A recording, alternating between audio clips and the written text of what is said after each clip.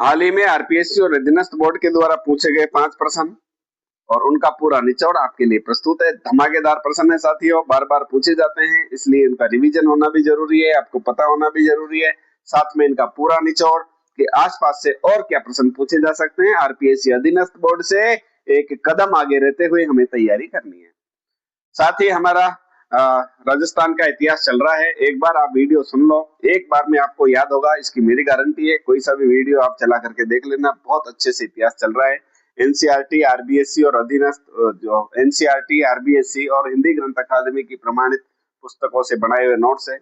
आप एक बार नोट्स देख लो, फिर आपको लगेगा कि वास्तव में ये सिलेक्शन देने लायक है। तो शुरुआत करते हैं। आज का पहला क्वेश्चन, चित्तौड़गढ़ किले में स्थित कौन सा मंदिर मूलतः एक सूर्य मंदिर था?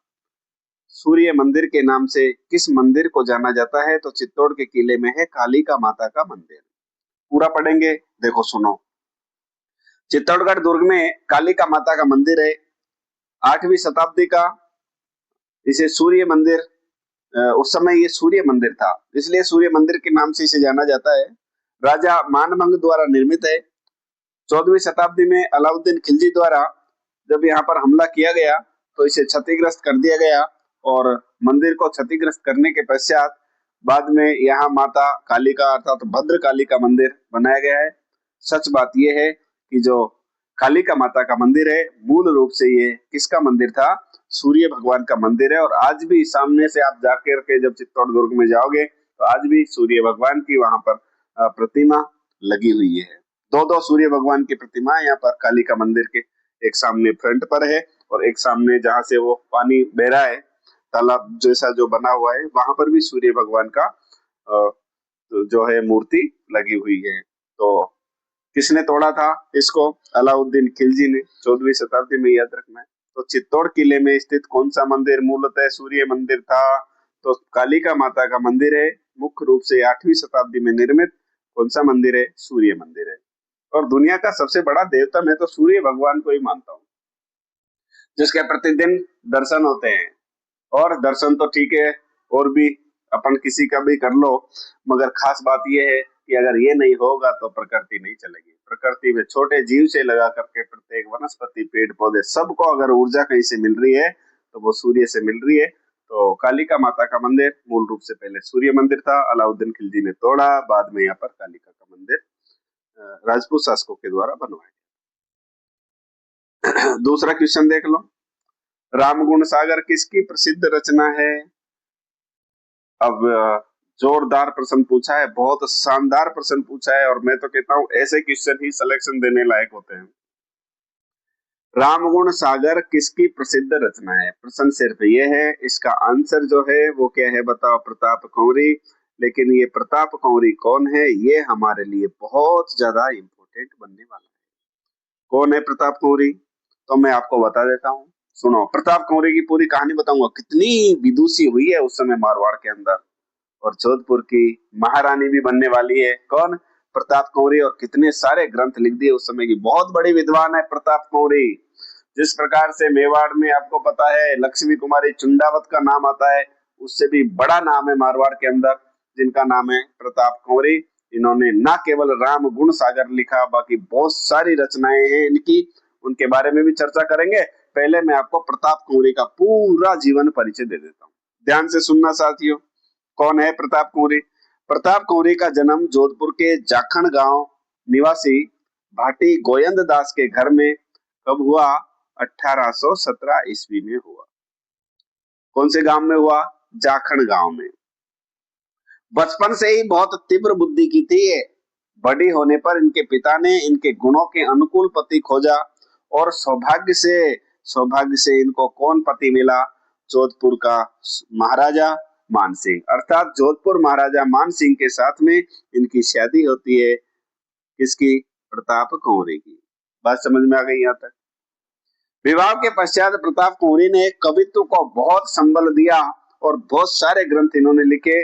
देखो, न केवल राम गुण सागर लिखा इन्होंने, अब ध्यान से सुनो कौन कौन से ग्रंथ लिखे इन्होंने। ज्ञान सागर लिखा, ज्ञान प्रकाश लिखा, प्रताप पचीसी लिखी, प्रेम सागर लिखा, रामचंद्र महिमा लिखी, राम गुण सागर लिखा, रघुवर स्नेह लिखा, राम प्रेम सुख सागर लिखा, राम सुजस पच्चीसी पत्रिका, ये सब इन्होंने ही लिखी थी। इसके अलावा प्रताप विनय, हरिजन गायन, बहुत सारी चीजें इन्होंने लिखी। गुरुजी इन सब में क्या है?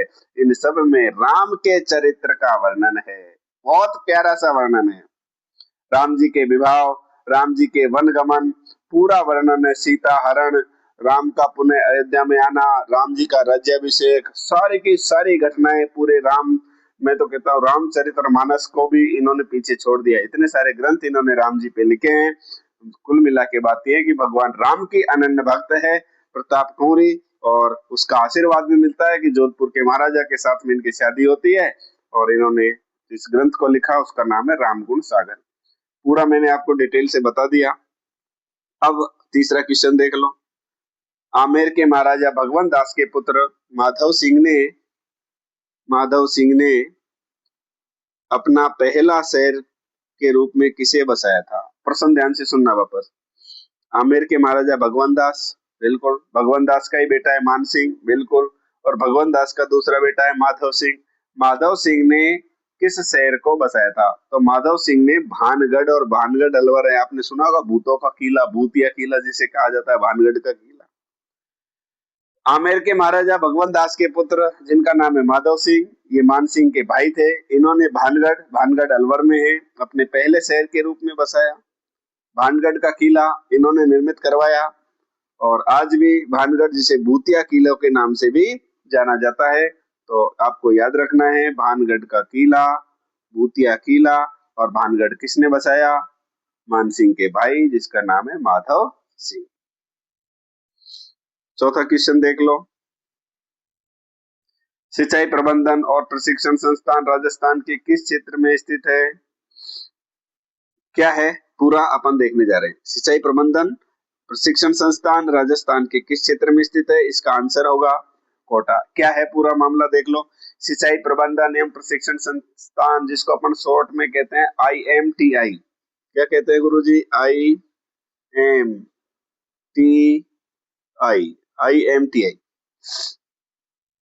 IMTI सिंचाई प्रबंधन एवं प्रशिक्षण संस्थान राजस्थान के किस क्षेत्र में स्थित है, अर्थात कहां पर है? तो इसका आंसर होगा कोटा में स्थित है। यह संस्था चंबल कमान क्षेत्र में जल प्रबंधन, कृषि और सिंचाई तकनीक में अनुसंधान प्रशिक्षण के लिए बहुत ज्यादा महत्वपूर्ण है, और इसका नाम है सिंचाई प्रबंधन और प्रशिक्षण संस्थान। सिंचाई प्रबंधन और प्रशिक्षण संस्थान आपको याद रखना है। अब आज का अंतिम क्वेश्चन हम देख लेते हैं, कौन सा है? किस धातु को मिलाकर पीतल का निर्माण किया जाता है? अब ये तो विज्ञान का सबसे सबसे सबसे सरल क्वेश्चन है। किस धातु को मिलाकर के पीतल का निर्माण किया जाता है? अर्थात जो पीतल बनाया जाता है उसमें कौन कौन सी धातु मिलाई जाती है? तो तांबा और जस्ता, जिसको अपन तांबा को कॉपर कहते हैं और जस्ता को जिंक कहते हैं। कॉपर और जिंक, अगर तांबा जस्ता ऑप्शन में नहीं है ना, तो आपको याद रखना है कॉपर और जिंक को मिला करके क्या बनाया जाता है? पीतल बनाया जाता है। क्या मात्रा रहती है? देखो आमतौर पर तांबा जो होता है ना, वो 60 से 70%, कितना? 60 से 70% तांबा होता है, यानी 60 से 70% क्या मिलाया जाता है? तांबा।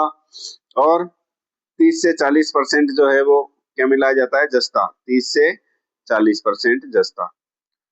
तब बनाया जाता है, क्या बनाया जाता है? पीतल। तो पीतल का निर्माण तांबा और जस्ता या कॉपर अथवा जिंक, आपको याद रखना है, क्यों मिलाया जाता है? देखिए इससे इसको जो है मजबूती प्रदान की जाती है, और मिश्र धातु बनाई जाती है, रंग भी इसका अच्छा आ जाता है, और उच्च मजबूती प्रदान की जाती है। इसलिए तांबा और जस्ता को मिला करके क्या बनाया जाता है? पीतल बनाया जाता है। आपने ध्यान से सुना, इसके लिए थैंक यू सो मच। और वीडियो आपको अच्छा लगे, चैनल को सब्सक्राइब नहीं किया तो कर लो, उसमें आपका पैसा नहीं लगेगा दोस्तों, सिर्फ हो सकता है आपका 5 सेकंड लगे। तो और अच्छा लगे तो लाइक कर दो। जब आप देख रहे हो तो इतनी कंजूसी क्यों कर रहे हो भाई? हाँ, पुनः आपको धन्यवाद, थैंक यू सो मच।